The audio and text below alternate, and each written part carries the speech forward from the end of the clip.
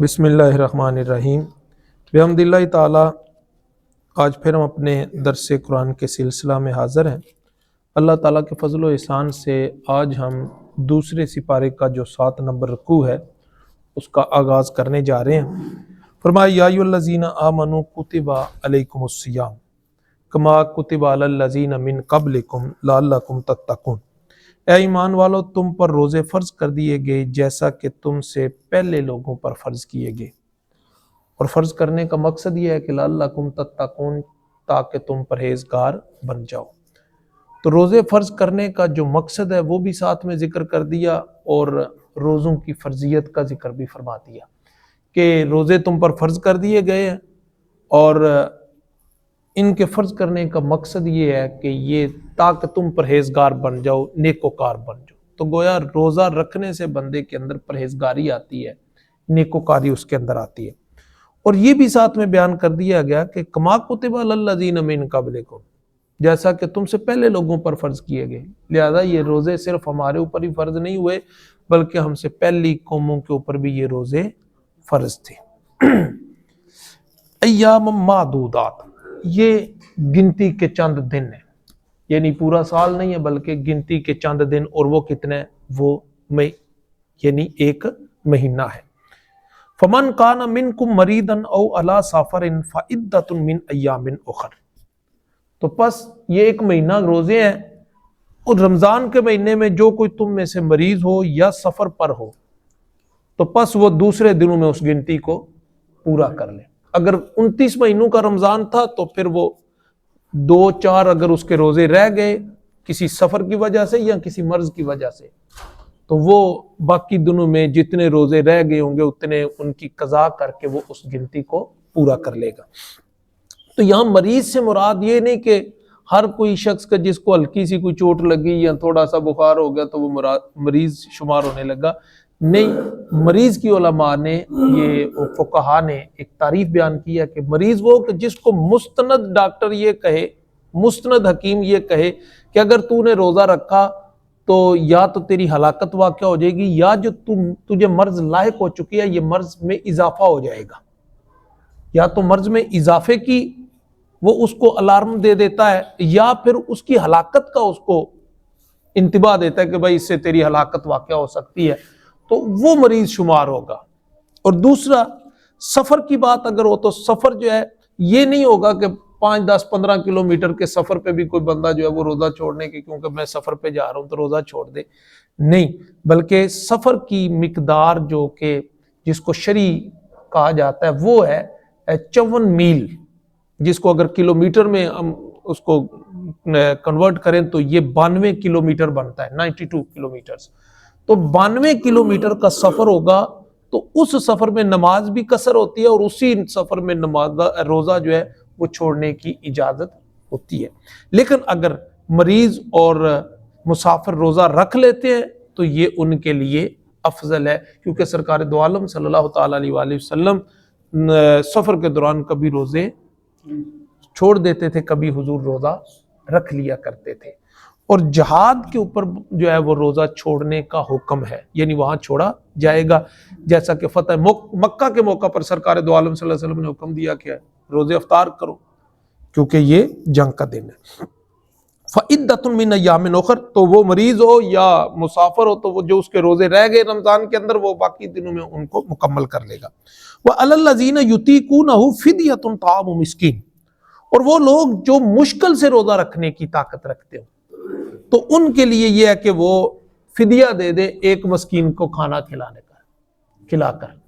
تو یہ ایسے لوگ کہ جن کو دائمی مرض لگی ہوئی ہے کہ اگر وہ روزہ رکھتے ہیں تو ان کی مرض بڑھتی ہے یا ہلاکت کا خطرہ ہے، جس طرح کے یہ شوگر کے مریض لوگ ہوتے ہیں، اگر تو ان کے لیے ممکن ہو تو رکھ لیں، اگر خطرہ ہو کہ بھائی اس سے مرض بڑھ جائے گی یا دن میں کسی وقت بھی کوئی صورت حال بگڑ سکتی ہے تو وہ روزہ چھوڑ سکتے ہیں، ان کے لیے یہ ہے۔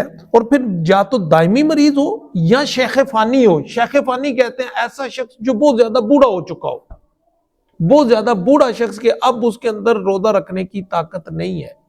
اب دونوں صورتوں میں کیونکہ اب دوبارہ وہ روزہ رکھ ہی نہیں سکتا کہ مرض تو मुस्तकिल उसके साथ है और बुढ़ापा है कि अब आगे ही जाएगा, पीछे तो पलटने की सूरत ही नहीं है कि उसे कहा जाए कि भाई जब तू बेहतर हो तो रोजे रख कर कज़ा कर ले।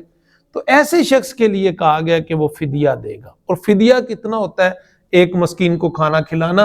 इसको सादे से लफ्जों में यूं समझ ले कि जितना एक फितराना होता है ना, इतना एक रोजे का फिदिया होता है। ये आसान समझने के लिए कि एक फितराना एक रोजे का फिदिया होता है। अगर एक ऐसा शख्स है कि जिसको मर्ज दायमी है, कि उसके मर्ज के सही होने की कोई सूरत ही नहीं है, या वो बूढ़ा है कि अब आगे ही जाएगा, पीछे उसकी सेहत बेहतर होने की कोई सूरत नहीं है, तो ऐसे शख्स के लिए है कि वो रोजों की कज़ा नहीं कर सकता, तो वो हर रोजे के बदले में एक फितराना देगा।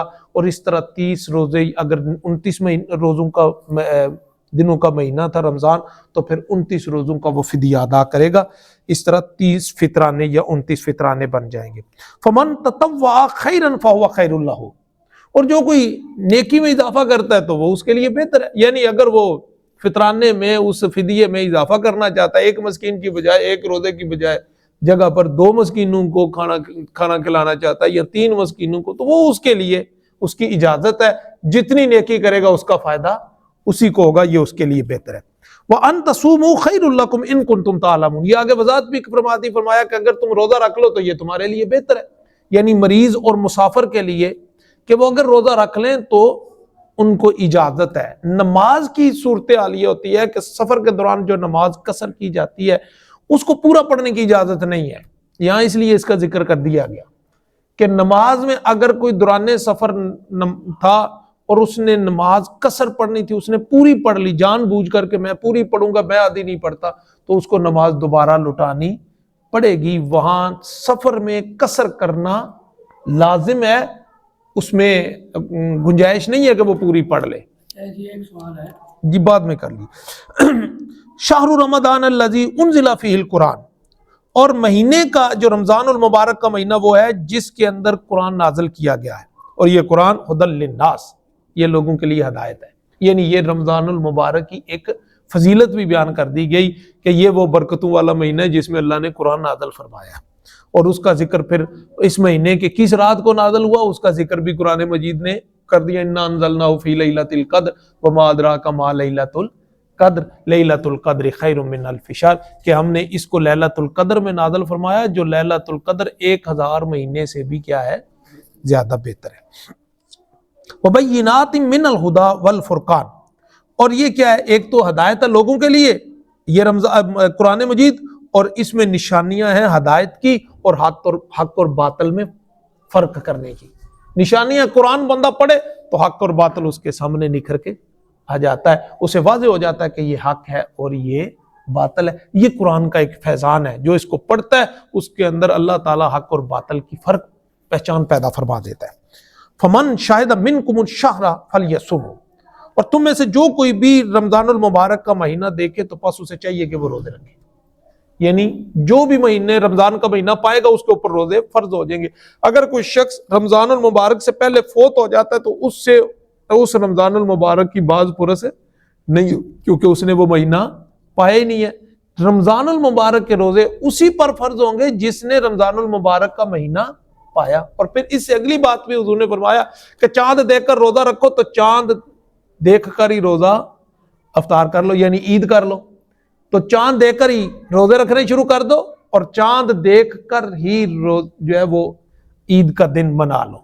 तो यहाँ लेकिन हमारे यहाँ जो मसला है कि मीडिया वाले वो पहले से ही 15-20 दिन जो है वो उस पर तबसरे शुरू कर देते हैं कि चांद की उम्र कितनी है, कब नजर आएगा, ये सारे फितने हैं। इससे चांद की उम्र का इससे कोई ताल्लुक नहीं है। साइंस खुद कहती है कि चांद के दिखने का चांद की उम्र के साथ कोई ताल्लुक नहीं होता।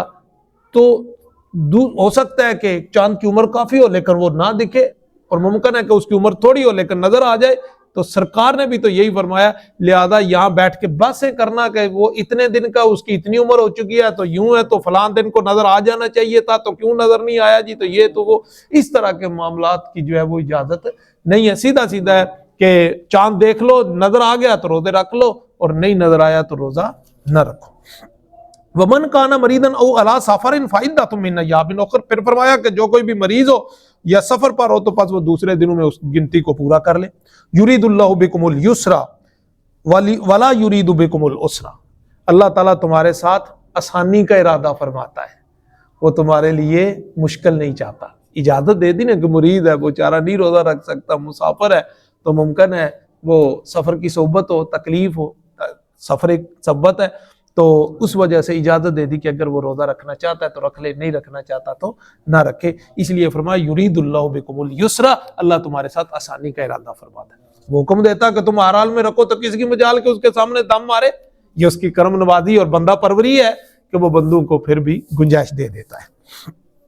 وَلِتُكْمِلُوا الْعِدَّةَ، اور یہ اس لیے کہ تاکہ تم کیا کر لو، گنتی مکمل کر لو۔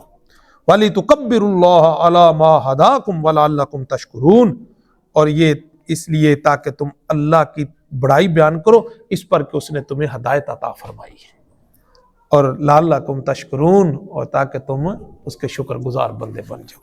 اللہ تعالیٰ میں سمجھنے کی اور عمل کرنے کی توفیق عطا فرمائے۔ وما علیہ الا البلاغ۔ ہاں جی، سوال جی۔ ایک میں دو سوال ہے۔ ایک تو آج کل کا سفر جلدی ہو جاتا ہے، جیسے ہم جاتے ہیں تقریباً 300 کلومیٹر سے زیادہ ہے، وہاں لوگ یہ کہتے ہیں کہ آج سفر آسان ہے، اور صبح ہم بیٹھے ہیں تو زور سے پہلے پہنچ جاتے ہیں، یہ زور کا ٹائم شروع ہو جاتا ہے پہنچنے سے پہلے 12 کے اوپر ٹائم ہو گیا، مگر نماز پوری پڑھنی چاہیے۔ ایک تو یہ بات ہے۔ ہاں جی۔ دوسری بات ہے کہ نماز دوران سفر ٹائم نماز کا ہو گیا، ہمیں پتہ ہے کہ ٹائم ابھی کافی باقی ہے، گھر پہنچ کر پڑھ لیں گے، کیا وہاں جا کر قصر کریں گے؟ جی، یہ اس صورت میں ہوتا ہے جب آپ سفر کے دوران نماز پڑھ رہے ہیں یا پورا نماز کا وقت سفر میں گزر گیا ہے، تب قصر ہوگی۔ اگر پورا وقت نماز سفر میں پڑھ رہے ہیں تو پھر آپ کو وہ قصر کرنی ہوگی، اور اگر پورا نماز کا وقت سفر میں گزر گیا یعنی آپ نے نہیں پڑھی اور ادھر سے کیا ہو گئی، قضا کا وقت ہو گیا، قضا ہو گئی، تو وہ قضا جو ہے آپ اس کی قصر کریں گے، اس کو پوری قضا نہیں کریں۔ ہاں، گھر پہنچ گئے اور ابھی ٹائم باقی ہے تو اب کیا ہوگا، اب آپ نماز پوری پڑھیں گے، کیونکہ آپ پہلے مسافر تھے، ابھی وقت باقی ہے کہ آپ مقیم ہو گئے۔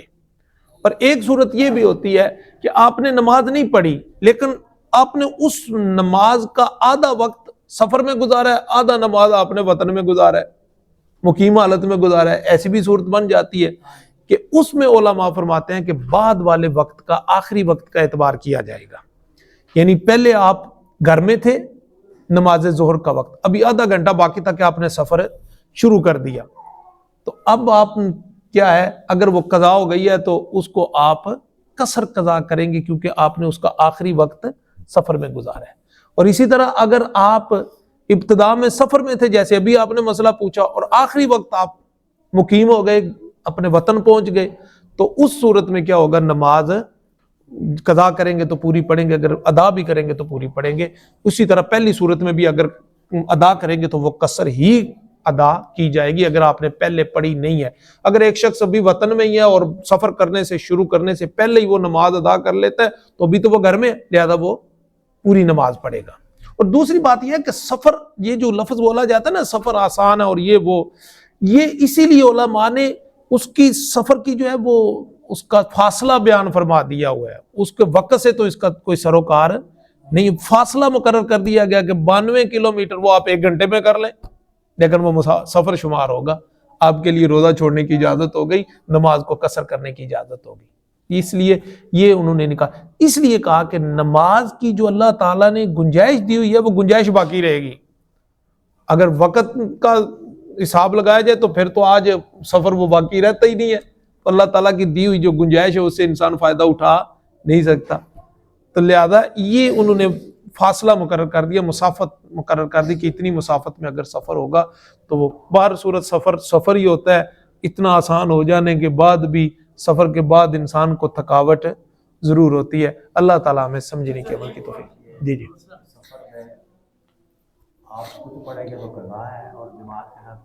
جی ہاں، اگر آپ وہاں پر جماعت کے ساتھ ادا کر رہے ہیں تو پھر آپ نے پوری پڑھنی ہوگی، پھر پوری پڑھنے میں کوئی حرج نہیں ہے۔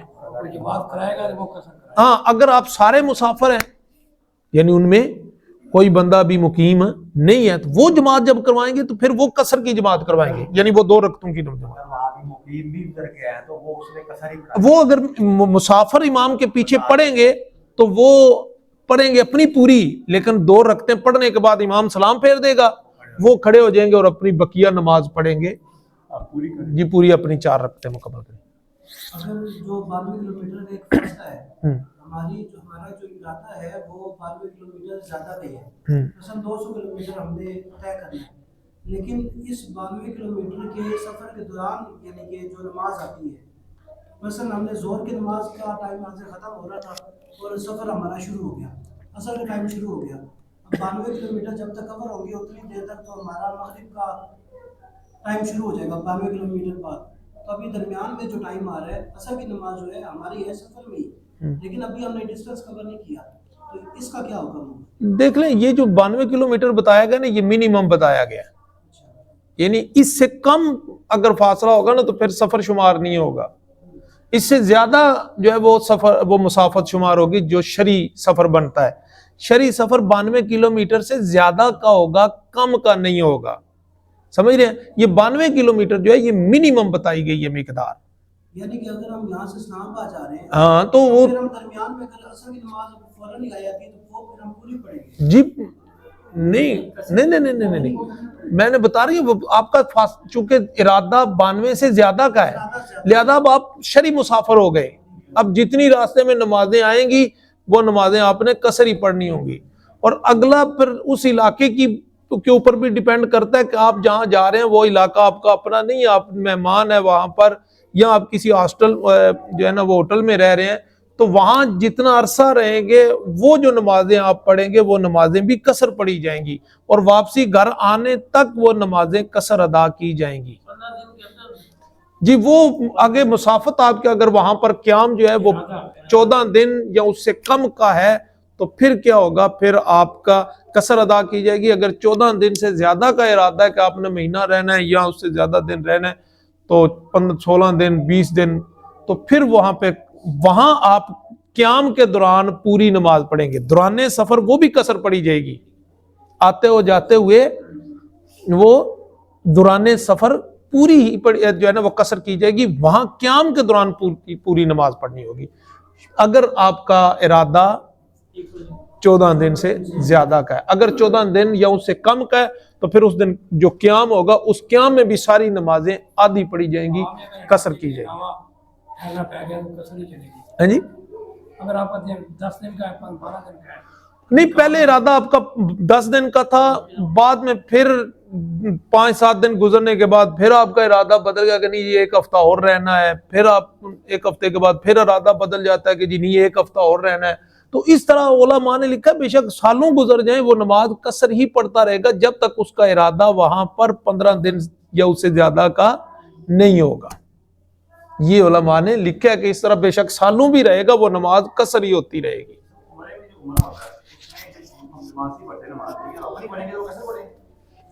جی ظاہری بات ہے جی پوری پڑھیں گے۔ الحمدللہ رب العالمین والصلاة والسلام علی سید الانبیاء والمرسلین۔ الہ العالمین ہمارے سلسلے کو اپنی بارگاہ میں قبول و منظور فرما، اس کے تصدق اور توسل سے جاگتی آنکھوں کے ساتھ اپنے پیارے حبیب علیہ الصلوۃ والسلام کے روضہ پاک کی زیارت عطا فرمانا، حضور نبی کریم علیہ الصلوۃ والسلام کی غلامی میں موت عطا فرمانا، جب دم واپسی ہو آنکھوں کے سامنے چہرہ مصطفیٰ صلی اللہ تعالی علیہ وآلہ وسلم ہو اور زبانوں پہ جاری ہو لا الہ الا اللہ محمد الرسول اللہ۔ الہی قبر کے اندر آقا علیہ الصلوۃ والسلام کی پہچان عطا فرمانا، حشر میں آقا علیہ الصلوۃ والسلام کے دست اقدس سے آب کوثر عطا فرمانا اور آقا علیہ الصلوۃ والسلام کی شفاعت سے بہرمند فرمانا۔ صلی اللہ تعالی علی خیر خلقہ و نور عرشہ و زینت فرشہ محمد و علی آلہ و اصحابہ اجمعین برحمتک۔